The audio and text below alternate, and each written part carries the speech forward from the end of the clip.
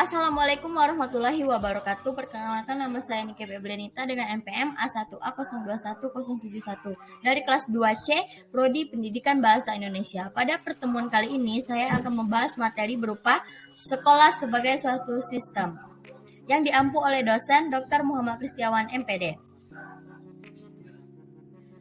1. Sekolah sebagai sistem. Sekolah sebagai sistem artinya semua elemen atau unsur yang ada di sekolah sebagai satu kesatuan yang utuh, tidak terpisahkan satu dengan yang lain, seperti siswa, guru, kepala sekolah, gedung, alat peraga, dan perangkat pembelajaran, dan sebagainya. Dalam era kemandirian sekolah dan era manajemen berbasis sekolah atau MBS, tugas dan tanggung jawab yang pertama dan yang utama daripada pemimpin sekolah adalah menciptakan sekolah yang mereka pimpin menjadi semakin efektif. Dalam arti menjadi semakin bermanfaat bagi sekolah itu sendiri dan bagi masyarakat luas penggunanya.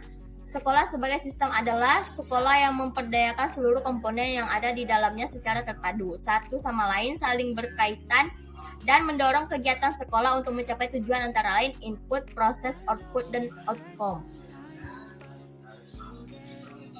Kemudian tugas pokok dan fungsi kepala sekolah.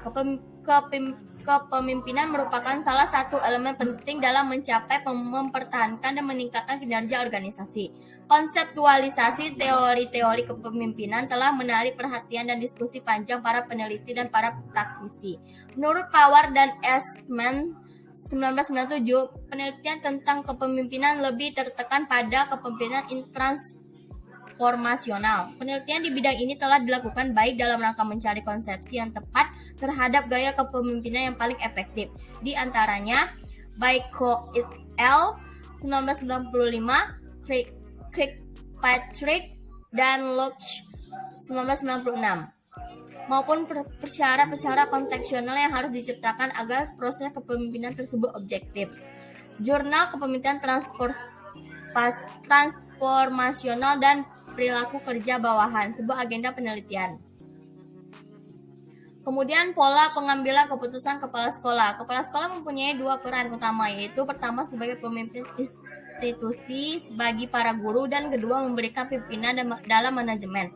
Pembaruan pendidikan melalui manajemen berbasis sekolah atau MBS dan komite sekolah yang diperkenalkan sebagai bagian dari desentralisasi memberikan kepada kepala sekolah kesempatan yang lebih besar untuk menerapkan dengan lebih mantap berbagai fungsi dari kedua peran tersebut. Kepala sekolah dan komite sekolah. Pada dasarnya, seluruh kegiatan yang berlangsung dalam sebuah sekolah merupakan akibat atau konsekuensi dari berbagai keputusan yang diambil pimpinan. Apakah pada akhir sekolah berhasil mencapai sasaran secara efisien atau sebaliknya, mengalami kegagalan ditentukan oleh ketetapan dari berbagai keputusan yang diambil pimpinan untuk mendukung. Kemudian, kepala sekolah pengambil keputusan. Peranan kepala sekolah sebagai pengambil keputusan merupakan peran yang paling penting dari peranan yang lain, seperti informasional dan interpersonal. Ada 4 peran sebagai pengambil keputusan, yaitu entrepreneur, artinya kepala sekolah berusaha memperbaiki penampilan sekolah. Disturbance, artinya memperhatikan gangguan yang timbul di sekolah. Surely Elsure, artinya menyediakan segala sumber daya sekolah. Kemudian, kepala sekolah harus mampu untuk mengadakan pembicaraan dan musyawarah dengan pihak luar.